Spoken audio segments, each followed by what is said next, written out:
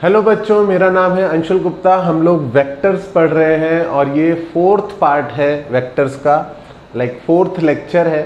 और हमने अभी तक वेक्टर के कंपोनेंट फॉर्म लिखना सीख लिया है।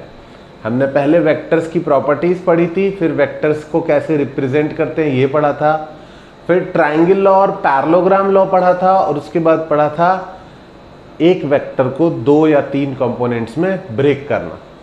ठीक है, तो मैं उम्मीद करता हूं कि इस पॉइंट पर आपको वेक्टर के कंपोनेंट्स करना आता है। अगर नहीं आता तो मैं एक बार एक शॉर्ट रिवीजन दूंगा।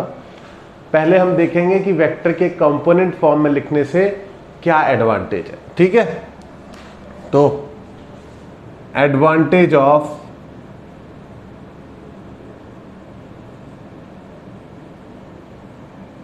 Unit vector form.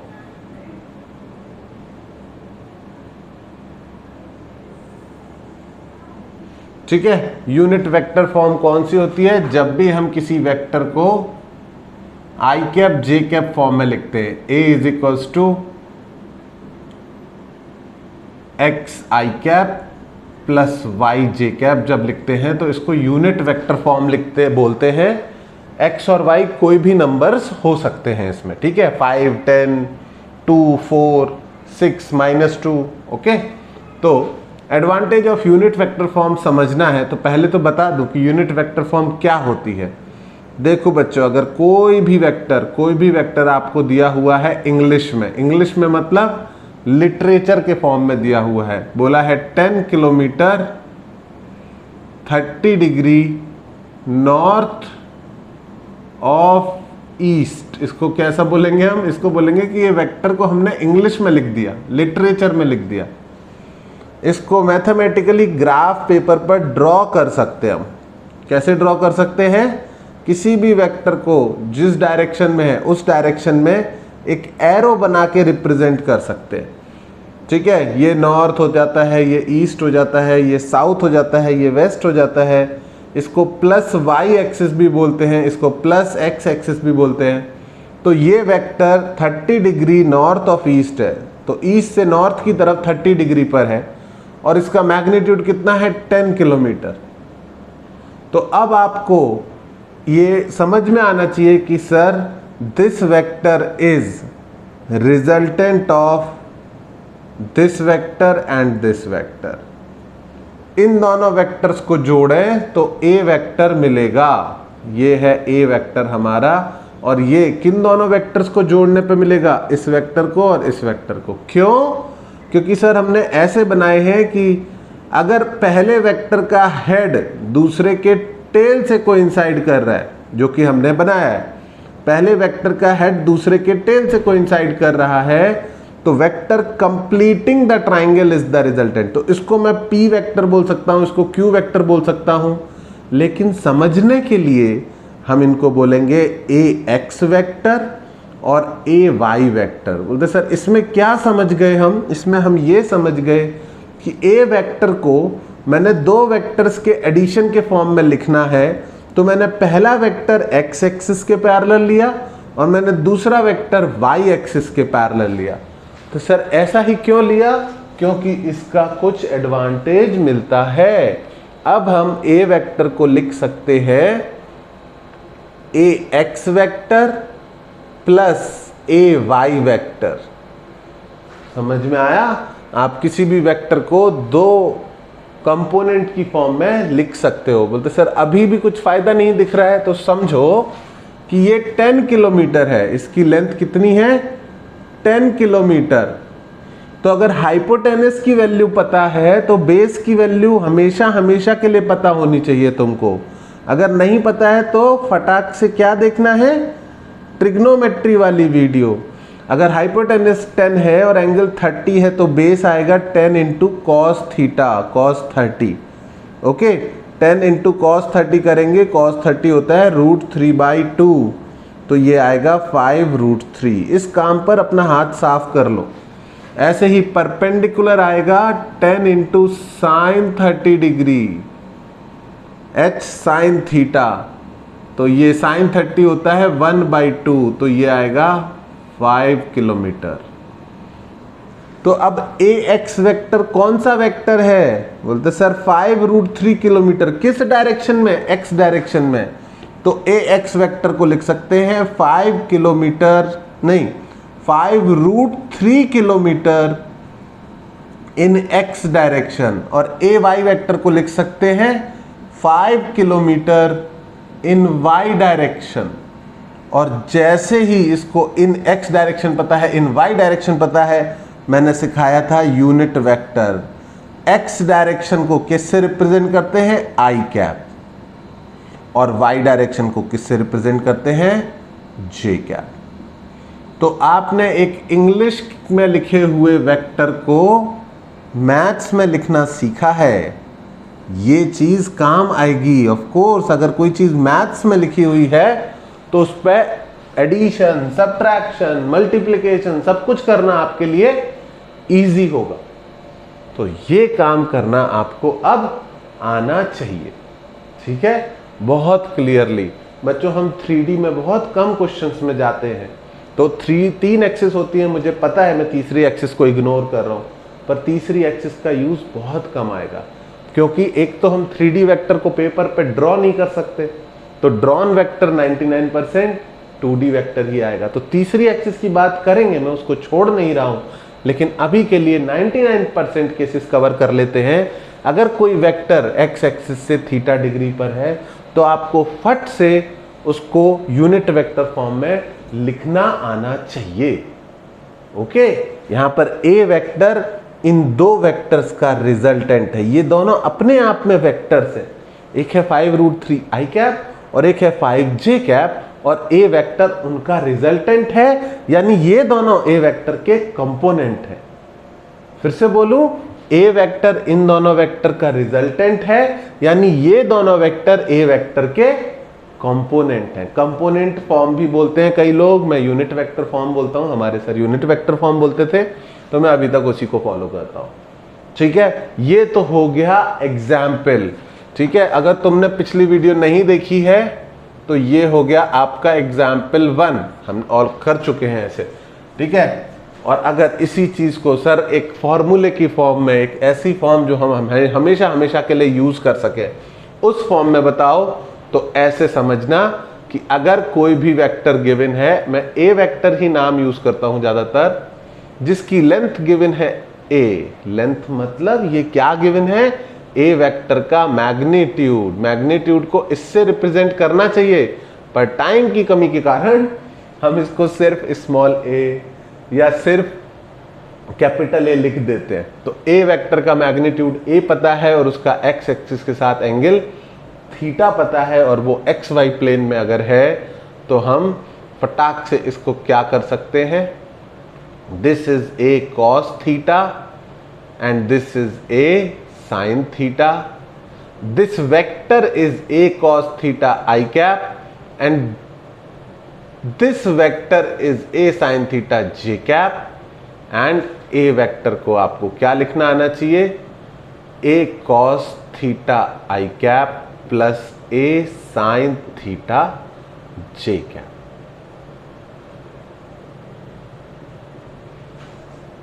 आई बात समझ में? आप इसको एज अ फॉर्मूला लिख सकते हो, ठीक है? इसको एज अ नोट लिख सकते हो कि सर ये तो हमें आता ही आता है, ठीक है? अगर आपको एक वेक्टर मैं किस में दूं? A vector is A kilometre at theta degree with X axis, तो मैंने एक वेक्टर आपको किस में दिया? इंग्लिश में दिया, लिटरेचर में दिया, ठीक है? इंग्लिश में ए वेक्टर की वैल्यूज बताई, तो आपको उसको किस में कन्वर्ट करना आना चाहिए? मैथ्स में। ये टारगेट था पिछली वीडियो का, और ये बहुत जरूरी पार्ट है, इसलिए लगभग पूरी बात मैं रिपीट कर रहा हूं। जो लोग दोबारा देख रहे हैं, बोर मत होना, बोर होने से कोई दिक्कत मत फील करो, ठीक है? एक फिजिकल क्लास का मेन एडवांटेज यही होता है कि टीचर बच्चों को बोर कर सकता है और बच्चे भाग नहीं सकते। इसका मतलब टीचर कुछ भी पढ़ा सकता है और बच्चे क्लास में से भाग नहीं सकते। ऑनलाइन क्लास का यही प्रॉब्लम है कि तुम बोर हुए नहीं कि खिसके, और जहां इंपॉर्टेंट चीज आनी थी वो तो बोरिंग ही है। हर चैप्टर का लास्ट टॉपिक बोरिंग होता है और लास्ट ही सबसे इंपॉर्टेंट होता है। तो तुम भागना नहीं, ध्यान से सुनना। अगर इसका उल्टा केस है, उल्टा का क्या मतलब है, अगर वेक्टर हमको मैथमेटिकल फॉर्म में दिया हुआ है P I cap plus Q J cap, okay, vector के, अब पहले इंग्लिश की फॉर्म से मैथ्स में कन्वर्ट किया था, अब मैथ्स की फॉर्म दी हुई है, तो इसका क्या मतलब होगा, इसका मतलब है ए वेक्टर आप कैसे ड्रॉ कर सकते हो, it is the resultant of P I cap and Q J cap, ऐसे भी ड्रॉ कर सकते हो। ये है क्यू जे कैप, ये है पी आई कैप, और रिजल्टेंट ड्रॉ करने के लिए आप पैरेललोग्राम लॉ बना सकते हो। पैरेललोग्राम बना लिया और उसका जो डायगोनल होगा वो क्या होगा, इन दोनों का रिजल्टेंट। इन दोनों का रिजल्टेंट क्या है, ए वेक्टर। समझ में आया? तो इंग्लिश से मैथ्स पे जाना आना चाहिए, तो मैथ्स से इंग्लिश पे भी आना चाहिए। ठीक है, तो ये क्या बन गया, इन दोनों का रिजल्टेंट क्या हो गया, ए वेक्टर। अब कोई बोले कि सर इसका मैग्नीट्यूड तो बताओ, इसकी लेंथ कितनी होगी, तो मैं बोलूंगा पाइथागोरस तो सीखा ही था ना, ये लेंथ है p और ये लेंथ है q। अगर ये लेंथ p है और ये लेंथ q है, ठीक है, तो फिर इसका मैग्नीट्यूड कितना आएगा, मैं साफ साफ लिख रहा हूं, यहां पर जगह नहीं है, ए वेक्टर का मैग्नीट्यूड आएगा under root p square plus q square. तो अगर मैथमेटिकल फॉर्म पता है तो सारा डेटा उसमें से एक्सट्रैक्ट करना आना चाहिए। ए वेक्टर का magnitude is under root P square plus Q square. कैसे आया सर, पाइथागोरस लगा के आया है ना। एक लेंथ p है, एक q है, तीसरे को c मान लो या तीसरे को हाइपोटेनस मान लो, और हाइपोटेनस का स्क्वायर कितना हो जाएगा, perpendicular square plus base square. तो उस लॉजिक से आपको ए वेक्टर का मैग्नीट्यूड कैलकुलेट करना आना चाहिए। ठीक है, लास्ट चीज, डायरेक्शन तो सर बताई नहीं आपने। ये एंगल है फाई, और अगर आप ध्यान से देखोगे बच्चों तो tan फाई होता है परपेंडिकुलर अपॉन बेस। परपेंडिकुलर कितना है, q, और बेस कितना है, p। ठीक है, तो अगर आपको दोनों कंपोनेंट पता है तो आपको मैग्नीट्यूड निकालना भी आना चाहिए और आपको एंगल विद एक्स एक्सिस निकालना भी आना चाहिए। ठीक है, अगर आपको p और q पसंद नहीं आ रहे हैं तो आप इनकी जगह क्या लिख सकते हो, x एंड y। आपको थोड़ा सा याद रखने में आसानी होगी, x is i component, y is j component, तो ये हो जाएगा x square plus y square. और tan फाई x एक्सिस के साथ एंगल कितना आएगा, x एक्सिस के साथ एंगल आएगा, ये लेंथ y, ये लेंथ x, तो tan फाई आएगा y बाई x। इतनी इंफॉर्मेशन अगर आपको पता है तो आपको कंपोनेंट फॉर्म वेक्टर की यूज करना आती है, और यूज करना आती है तो आपकी लाइफ फिजिक्स में इजी होने वाली है। इसको फटाफट नोट डाउन करो, फिर आगे बढ़ते हैं। इस पर कुछ क्वेश्चन सॉल्व करने हमको। ओके बच्चों, अब इस पॉइंट को समझने के लिए आपको खुद से क्वेश्चन सॉल्व करने हैं।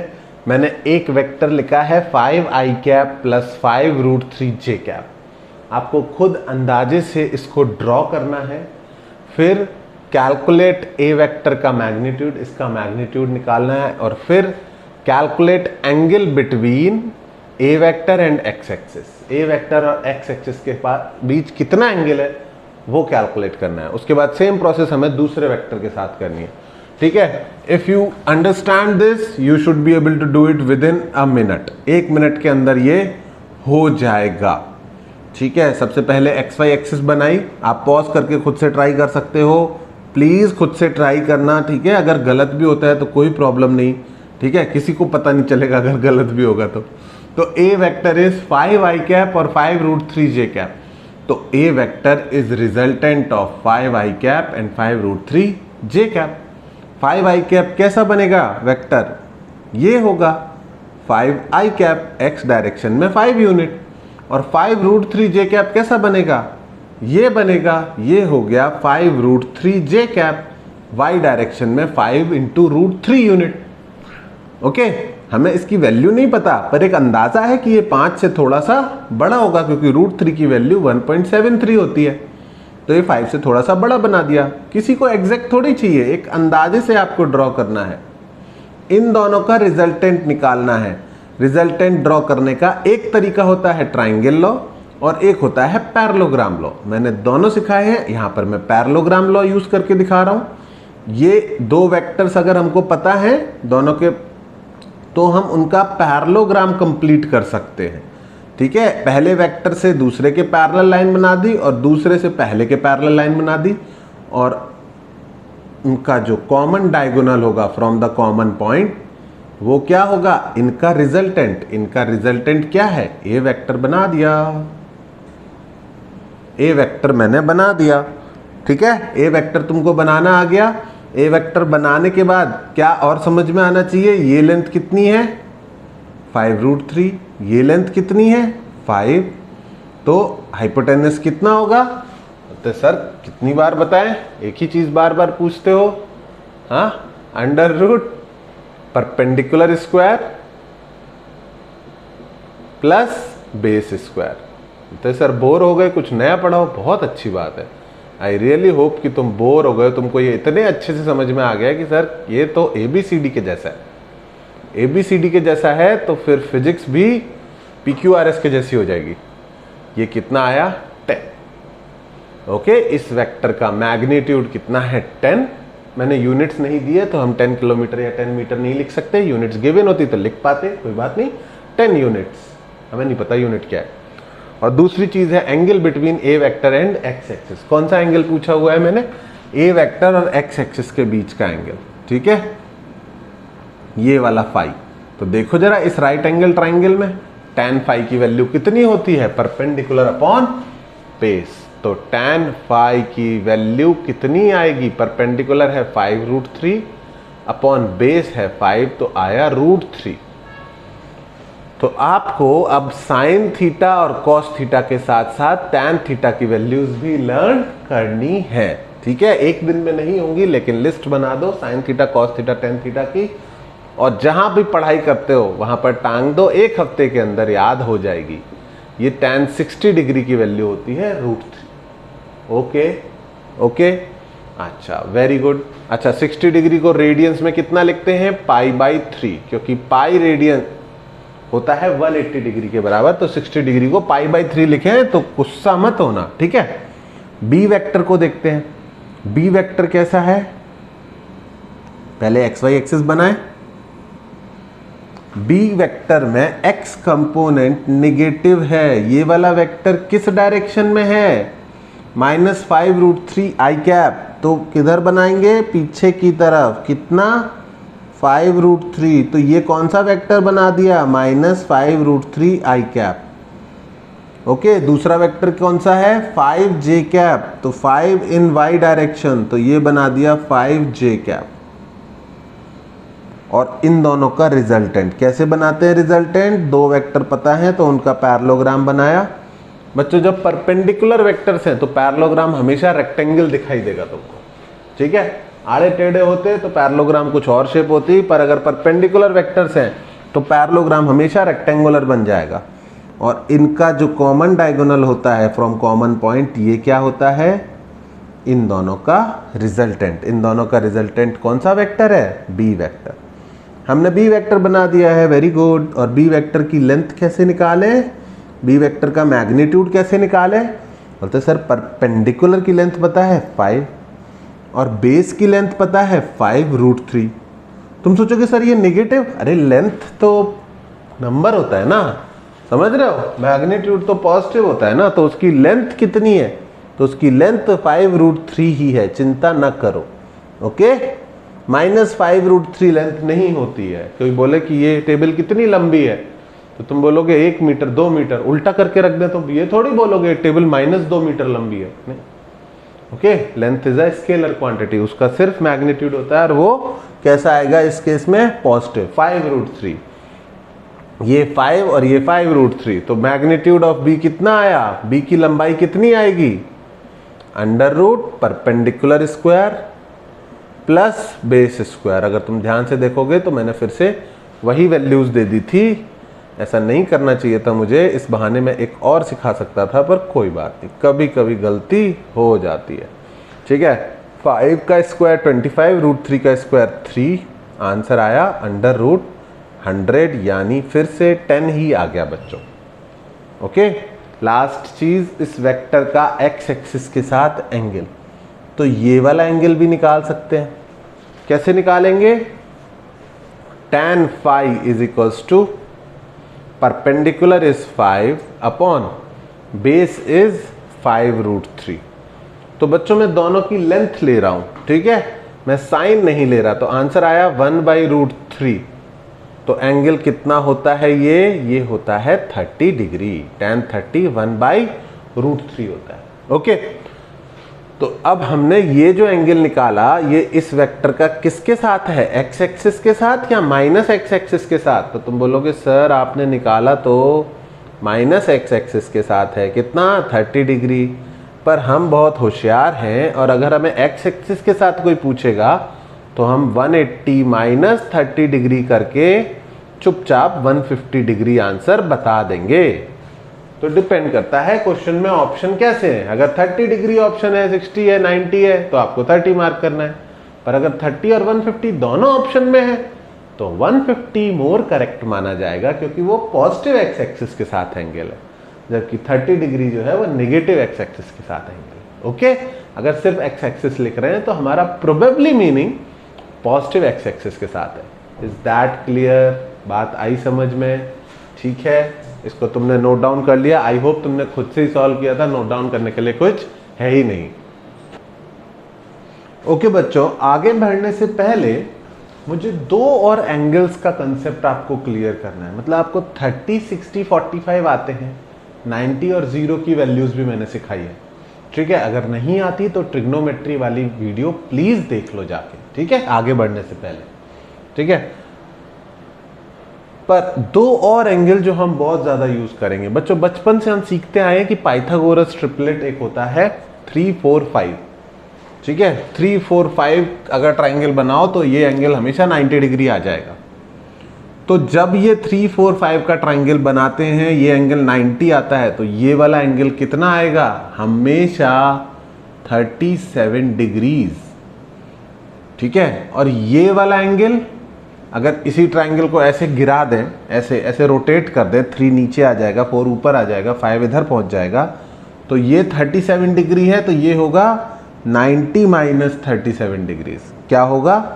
53 डिग्रीज। ये दोनों एंगल बच्चों बहुत अच्छे हैं, जिस भी क्वेश्चन में आ गए उसमें आपकी कैलकुलेशन आसान हो जाती है। क्यों आसान हो जाती है? इनमें रूट के टर्म्स नहीं है, समझ रहे हो, इनमें रूट के टर्म्स नहीं है। 30 में साइन 30 1/2 होता है, पर कॉस 30 √3 होता है। 45 में साइन 45 कॉस 45 दोनों 1/√2 होते हैं। लेकिन ये दोनों ट्राइंगल बहुत ही अच्छे हैं। कैसे? अगर मैं पहले वाले के लिए देखूं कि साइन 37 की क्या वैल्यू आएगी, तो आप बोलोगे सर परपेंडिकुलर अपॉन हाइपोटेनस पढ़ाया था आपने, तो 3/5। और कॉस 37 की क्या वैल्यू आएगी, तो बोलोगे सर बेस अपॉन हाइपोटेनस, तो हो गया 4/5। तो वैल्यूज भी आप ऐसे याद रख सकते हो। छोटा सा ट्राइंगल बनाओ, साइन 37 लिख दो, कॉस 37 लिख दो। इस वाले ट्राइंगल के लिए साइन 53 डिग्रीज कितना आएगा? सर परपेंडिकुलर अपॉन हाइपोटेनस, तो कितना हो गया? 4/5। और कॉस 53 कितना हो गया? Base upon hypotenuse, base upon hypotenuse, ये हाइपोटेनस, तो 3/5। तो ये 2 वैल्यूज रटनी है रट लो, या ट्राइंगल बना के सीखनी है सीख लो, 2 सेकंड का काम है, और इवेंचुअली यूज करके याद होंगी। यूज करते रहोगे तो याद हो जाएंगी। अगर तुमको ऐसा पता है तो आपकी लाइफ में थोड़ा सा चिल एक्स्ट्रा हो जाएगा, थोड़ा सा काम आसान एक्स्ट्रा। क्या हो जाएगा? जैसे ही मैं बोलूंगा कि A vector is 100 kilometre at an angle of 37 degrees with x axis, तो आपको तुरंत पता होगा कि सर इसका जो बेस आएगा वो आएगा 100 cos 37 degrees. 100 into cos 37, base हमेशा h cos थीटा होता है, ठीक है। तो 100 इंटू cos 37 कितना है 4/5, तो आ गया 80 किलोमीटर। और ये कितना है, बोलते सर इसका परपेंडिकुलर जो है ये है 100 इंटू साइन 37। साइन 37 कितना है 3/5, तो 100 को 5 से डिवाइड करो 20 इंटू 3 कितना आया 60 किलोमीटर। और आप फटाक से लिख दोगे sir A vector is 60 I cap, oh sorry X direction में कितना है 80, तो 80 I cap plus Y direction में कितना है 60 जे कैप। और बच्चों ये वैल्यूज जो है इनको ऐड सब्ट्रैक्ट करना हमारे लिए हमेशा बहुत आसान रहेगा। समझ में आया, ठीक है। अगर एक और वेक्टर बोल दूं, लेट्स से बी वेक्टर, और बी वेक्टर इज 50 किलोमीटर, ठीक है। बी वेक्टर इज 50 किलोमीटर, ऐसे थोड़ा छोटा बनाता हूं, और it is also eight 37 degrees, लेकिन ये सेकेंड क्वाड्रेंट में। तो तुम बोलोगे सर इसका बेस बताएं, हम बताएं बेस, फटाफट तुम बताओगे। अब बेस कितना आएगा 50 cos 37 डिग्रीज, और cos 37 कितना होता है 50 इंटू 4/5, ठीक है, यानी कि 40 किलोमीटर। और परपेंडिकुलर कितना होगा 50 साइन 37, और साइन 37 कितना होता है 3/5, तो 50 इंटू 3/5। और जब तुम फास्ट हो जाओगे ना, जब तुम बड़े हो जाओगे, जब तुम्हें आदत पड़ जाएगी इस चीज की, तो तुम्हें तुरंत दिख जाया करेगा कि 50 है तो उसके 30-40 होंगे, 100 है तो 60-80 होंगे। समझ रहे हो। तो ये चीज जब आ जाएगी तो अब बी वेक्टर को क्या लिख दोगे तुम, बी वेक्टर को सोच समझ के लिखना।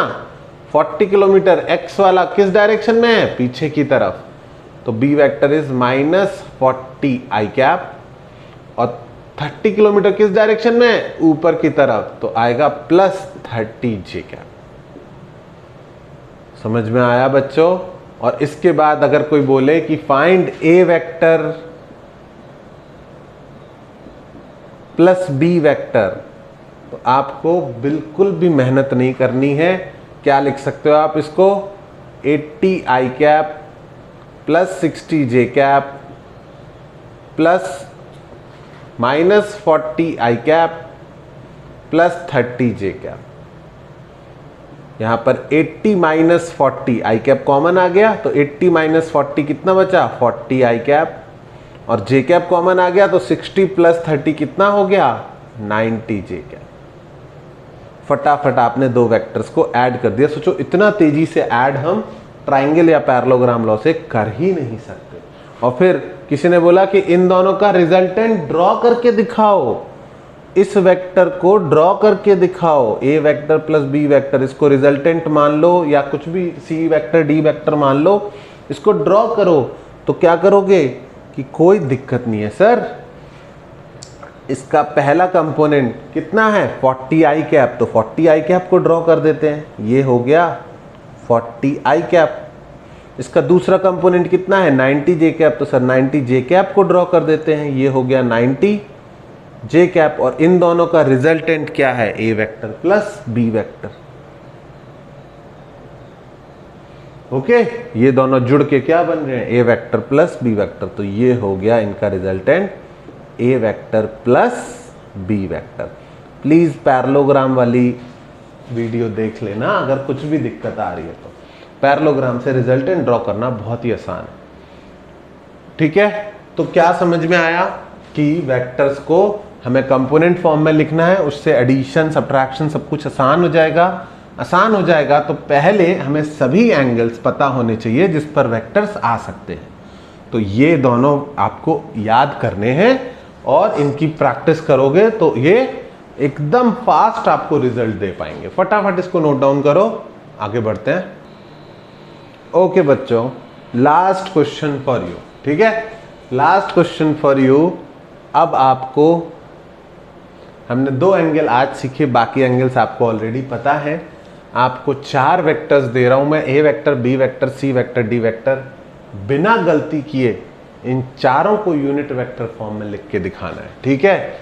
बिना गलती किए ए वेक्टर कितना आएगा, बी वेक्टर कितना आएगा, सी वेक्टर कितना आएगा और डी वेक्टर कितना आएगा। जान लगा दो पूरी, ठीक है? एकदम जान लगा दो कि सर गलती नहीं होने देंगे, सिली मिस्टेक नहीं होने देंगे, निगेटिव पॉजिटिव का याद रखेंगे कौन किस क्वाड्रेंट में पढ़ रहा है, ठीक है? और मैं यहां आंसर्स लिख रहा हूं, आप वीडियो पॉज करके खुद से सॉल्व करो, ठीक है? ए वेक्टर मेरे हिसाब से आएगा 16 आई कैप प्लस 12 जे कैप, ठीक है? 20 cos 37 होगा, cos 37 बड़ा होगा, ठीक है? तो इसका बेस बड़ा आएगा, परपेंडिकुलर छोटा आएगा। देख लो 37 डिग्री पे बेस बड़ा दिखना चाहिए, परपेंडिकुलर छोटा दिखना चाहिए तुमको, ठीक है? 16 आई कैप प्लस 12 जे कैप। बी फैक्टर आएगा -36 3 -18 आई कैप प्लस 24 जे कैप। ओके, तो मैंने 30 के 5 हिस्से किए क्योंकि 5 आ रहा है नीचे, और उनमें से 3 हिस्से x डायरेक्शन में और 4 y में, ठीक है? सी वेक्टर आएगा दोनों कंपोनेंट नेगेटिव, 10 आई कैप माइनस 10 जे कैप। 1/√2 1/√2 होता है, तो इसका ये आना चाहिए। और डी वेक्टर आएगा x कंपोनेंट पॉजिटिव और y नेगेटिव, ठीक है? x कंपोनेंट पॉजिटिव होगा 37 डिग्री पर 8 आई कैप और -6 जे कैप। आई होप मैंने कोई सिली मिस्टेक नहीं करी है, क्योंकि मैंने ओरली लिखी है सारी वैल्यूज। ए के दोनों कंपोनेंट होंगे, क्या मेरे पास कोई और पेन है? ए के दोनों कंपोनेंट होंगे ये और ये। बी के दोनों कंपोनेंट होंगे ये और ये। सी के दोनों कंपोनेंट होंगे ये और ये। और डी के दोनों कंपोनेंट होंगे ये और ये। तो बच्चों बेसिकली हमने वेक्टर्स को जब यूनिट वेक्टर फॉर्म में लिखा, ठीक है, तो फिर हम वेक्टर्स को पिक्चर से आउट कर सकते हैं, वेक्टर्स को पिक्चर से आउट कर सकते हैं। और दोबारा में समझना इस चीज को, ए वेक्टर जो कि 20 किलोमीटर था 37 डिग्रीज में, टेक्निकली वो आगे की तरफ था 16 और ऊपर की तरफ था 12। बी वेक्टर है पीछे की तरफ -18 और ऊपर की तरफ है 24। सी वेक्टर है पीछे की तरफ 10 और नीचे की तरफ भी 10। और डी वेक्टर है आगे की तरफ 8 और नीचे की तरफ 6। तो अब अगर मैं बोलूं कि इन चारों वेक्टर्स को ऐड कर दो, तो तुम उन 4 को ऐड नहीं कर रहे हो।